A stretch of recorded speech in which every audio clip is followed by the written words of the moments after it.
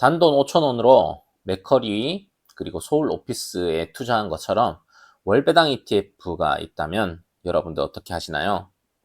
지금처럼 변동성 높은 시장에서 월급에 매달 따박따박 들어오는 현금 흐름을 만드는 것이 진정한 경제적 자유의 시작이라는 사실을 알고 계십니까? 많은 분이 부동산 투자로 안정적인 임대 수익을 꿈꾸지만 수억 원의 자본 없이는 불가능하다고 생각합니다.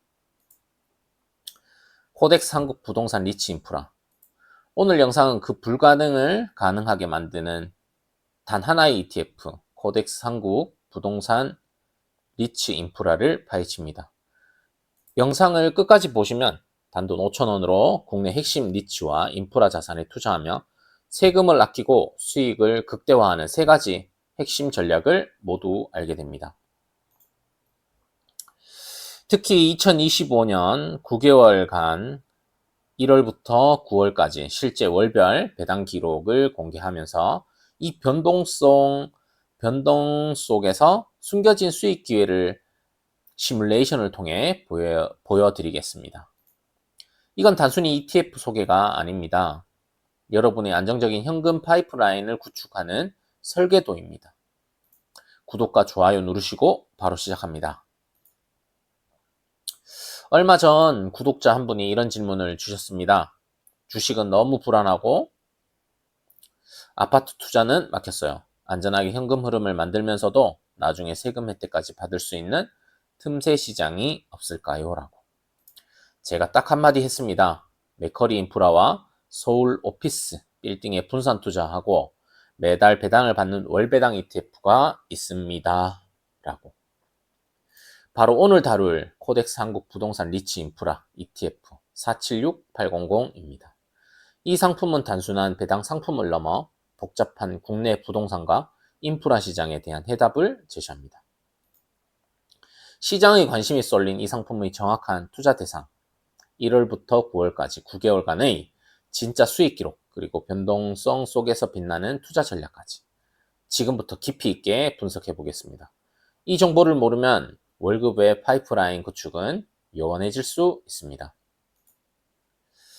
자, 먼저 분석을 하겠습니다. 이 상품은 KRX 부동산 리치 인프라 지수를 추종합니다. 국내 유권 증권 시장에 상장된 리치와 인프라 펀드를 핵심 구성 종목으로 합니다. 리치와 인프라를 동시에 담음으로써 변동성 축소와 안정적인 수익 구조라는 두 마리 토끼를 잡으려 합니다. 이는 다른 일반 리치 ETF와 차별화되는 중요한 포인트입니다. 이 ETF의 포트폴리오를 들여다보면 그 안정성이 더욱 명확해집니다. 가장 큰 비중을 차지하는 것은 맥쿼리 인프라입니다. 고속도로, 항만, 국가 핵심 인프라에서 발생하는 예측 가능한 현금 흐름을 바탕으로 합니다. 여기에 SK리츠, 롯데리츠, ESR, 캔달 스퀘어 리츠, 서울 오피스 및 물류센터 같은 우량 상업용 부동산에 투자하는 대형 리츠들이 더해집니다. 즉, 안정성과 성장 잠재력을 모두 갖춘 하이브리드 구조입니다. 이 ETF는 월 단위로 분배금을 지급하는 월배당 상품입니다. 그리고 무엇보다 중요한 매력은 분리과세 혜택입니다. 이 상품은 조세 특례법을 적용받는 공모 부동산 집합 투자기구로 최대 5천만 원까지 발생하는 배당 소득에 대해 9.9%의 낮은 세율로 분리과세됩니다. 일반 계좌에서 배당 소득이 2천만 원을 넘으면 금융소득 종합과세 대상이 되는데 이 ETF는 그 부담을 덜어주는 파격적인 절세 무기인 셈입니다. 하지만 아무리 절세 혜택이 좋아도 수익이 불안정하면 무용지물이죠. 특히 리츠와 인프라의 배당금은 시장 상황에 따라 매월 달라집니다. 이 ETF가 2025년 1월부터 9월까지 실제로 얼마의 배당금을 주었는지, 그리고 그 숨겨진 의미는 무엇인지 다음 챕터에서 1월부터 9월까지 9개월간의 실제 데이터를 토대로 명쾌하게 분석해 드리겠습니다. 이걸 모르면 수익 극대화는 불가능합니다. 2025년 1월부터 9월까지 9개월간의 생생한 배당 기록입니다. 이 데이터는 ETF의 진짜 얼굴을 보여줍니다. 화면의 표를 봐주세요. 보시는 것과 같이 1월은 38원, 36원 순서대로 가겠습니다. 38원, 36원, 39원, 39원, 37원, 35원, 37원, 34원, 34원. 거의 0.7에서 0.8% 분배율이 나오죠. 이 표를 보면 몇 가지 중요한 패턴이 보입니다. 먼저 3월과 4월에 39원으로 최고점을 기록했습니다. 이는 아마도 연초 금리 인하 기대감이나 당시 리츠들이 연간 실적을 반영하여 분배금을 높게 책정한 영향일 수 있습니다. 반면 8월과 9월에는 34원으로 최저점을 기록하며 하향 안정화되는 모습을 보여주었습니다. 이는 시장 금리가 다시 반등하거나 리츠들이 보수적으로 운용을 시작한 결과로 해석할 수 있습니다. 주당 배당금이 분배금이 39원에서 34원으로 약 13% 변동했다는 것은 이 ETF가 시장 상황을 매우 민감하게 반영한다는 의미입니다. 리츠가 보유한 부동산 임대료 수입, 인프라 시설의 통행료 수입, 모든 현금 흐름이 매월 분배금에 반영되기 때문입니다. 따라서 투자자는 이 변동성을 단순히 받아들이는 것이 아니라 전략적으로 활용해야 합니다. 변동성이 곧 위험일까요? 아닙니다.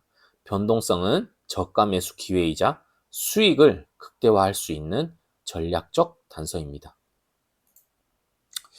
다음 챕터에서는 이 9개월간의 데이터와 시장 상황을 결합하여 이 ETF를 가장 효율적으로 운용할 수 있는 3가지 핵심 투자 전략을 구체적인 예시와 함께 제시해 드리겠습니다. 특히 배당금 34원일 때 어떤 행동을 해야 하는지 알려드리겠습니다. 첫 번째, 배당금을 활용한 분배율 최적화 재투자 전략입니다. 9월처럼 분배금이 34원으로 낮아졌을 때 이는 주가가 일시적으로 하락했거나 혹은 시장 불확실성이 반영된 것일 수 있습니다.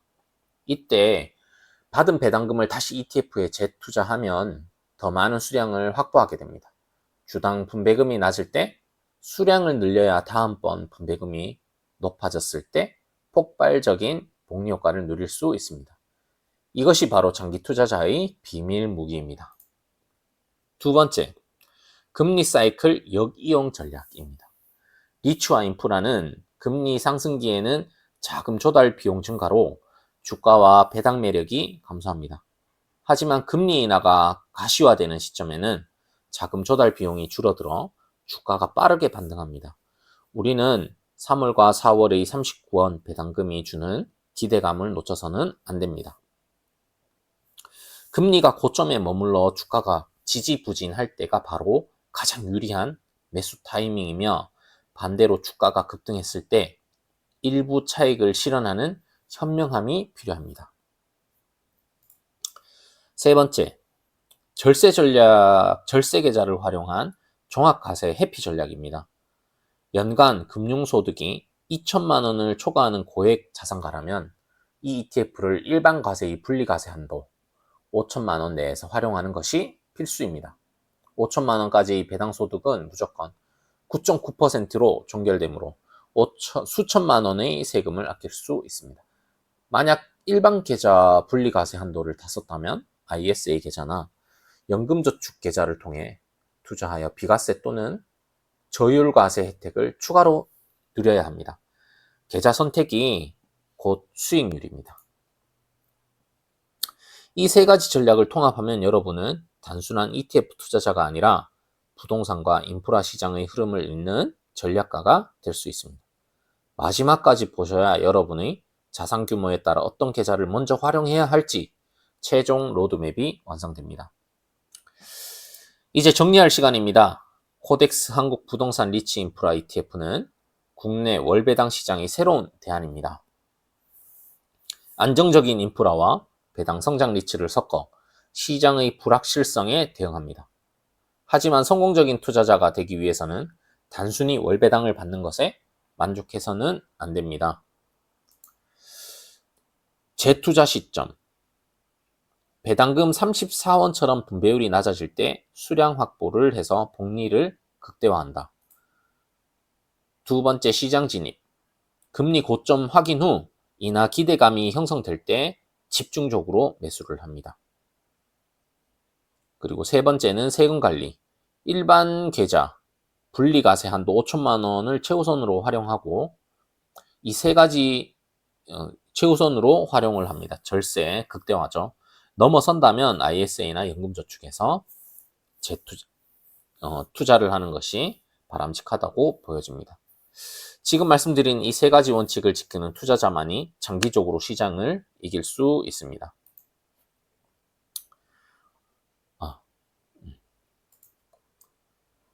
오늘 영상이 여러분의 안정적인 현금 파이프라인 구축에 명확한 로드맵을 제공했기를 바랍니다. 복잡한 리츠와 인프라 투자를 쉽고 안전하게 시작할 수 있는 최적의 선택지입니다. 여러분이 이 ETF에 투자한다면 가장 중요하게 생각하는 요소는 무엇인가요? 댓글로 의견을 공유해 주시고 구독과 좋아요, 알림 설정으로 다음 영상을 놓치지 마세요. 감사합니다.